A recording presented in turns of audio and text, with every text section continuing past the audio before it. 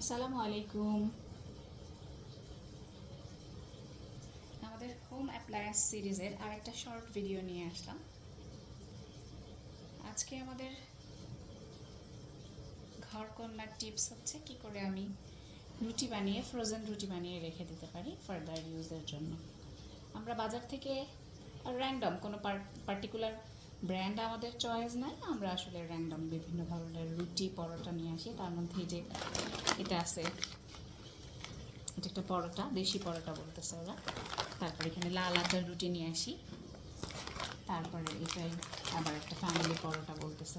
হ্যাঁ, বিভিন্ন নামে যখন যেটা হয় স্বপ্ন বা মিনা বাজার থেকে আমরা আসলে পারচেস করে ফেলি। কিন্তু আমি যেই কাজটা করি সেটা হচ্ছে আমি রুটিগুলো খাওয়ার পরে ওর প্যাকেজিংয়ের যে পলিথিনগুলো আছে সেগুলোকে আমি তখনই ওভাবেই প্রিজার্ভ করি, এগুলোকে রেখে দিই। আজকে আমি এগুলো দিয়ে আসলে আমি আমার বাসায় যখন একটু সময় পাই, মাঝে মাঝে সময় কেনা জিনিস আসলে খাওয়াও ঠিক না, কারণ এটা গ্লুটেনটা কোত্থেকে আসে, জিএম ফুড কিনা আমরা বুঝতে পারি না। যতটা পারা যায় আর কি চোখের সামনে দেখা কিছু প্রিপারেশন করতে পছন্দ করি। তো আজকে আমি আমার রুটি মেকার দিয়ে রুটি কীভাবে বানিয়ে রেখে দিই।